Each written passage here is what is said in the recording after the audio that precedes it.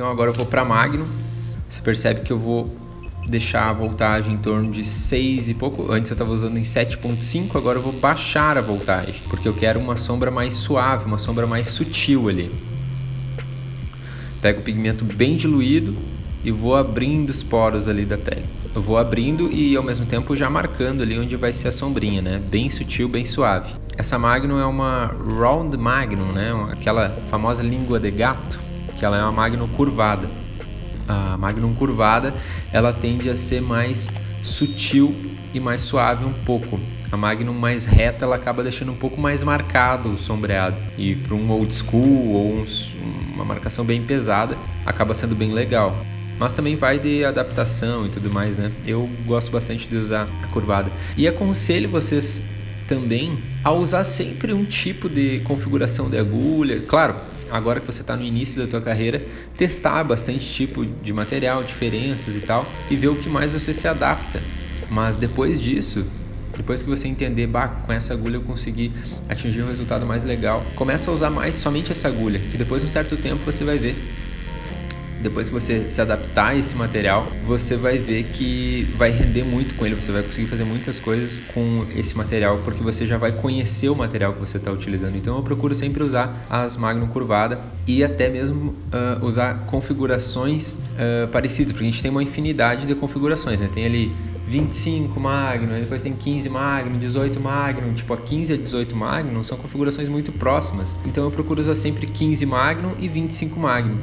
Se eu ficar usando, por exemplo, 18 Magnum, 23 Magnum e depois 25, não sei o que, eu vou ficar pulando de configurações e aí você acha que a 23 é idêntica a 25, mas na real não é.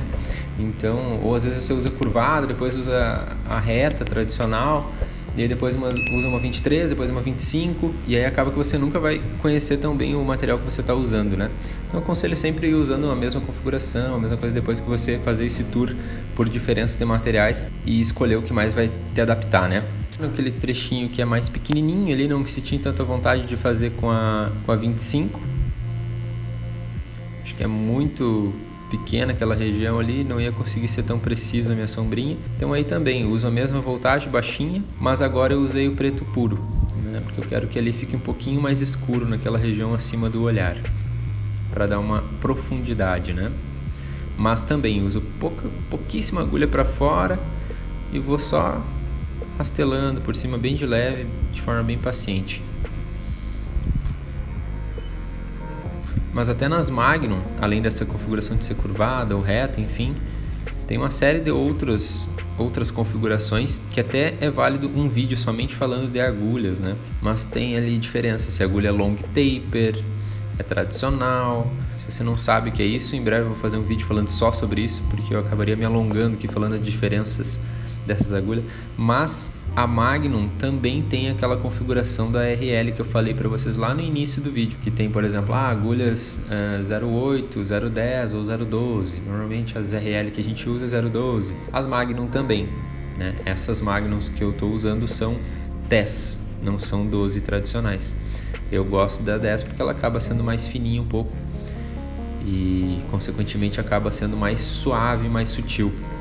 Eu gosto da ideia de fazer trabalhos mais suaves e mais sutis e não aquela coisa pretona e pesada.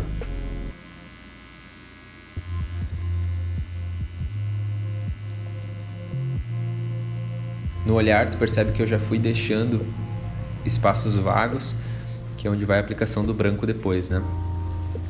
Porque, obviamente, o branco não pigmenta em cima do próprio preto. Mas, olha que interessante essa curiosidade. Esse trabalho, infelizmente, não tem cores, né? Mas o branco, quando a gente aplica o branco, fica aquele vermelhão, né? Sai sangue e tudo mais. E aí a gente pensa assim, putz, não pegou. E aí tu vai e pigmenta de novo o branco, né? E aí tu vai coloca branco toda hora ali pra ter certeza de que vai ficar bom. Só que quando você aplica tanto branco assim em cima, você acaba que mais machuca a região, acaba criando mais uma camadinha superficial na epiderme e o branco acaba não ficando tão branco.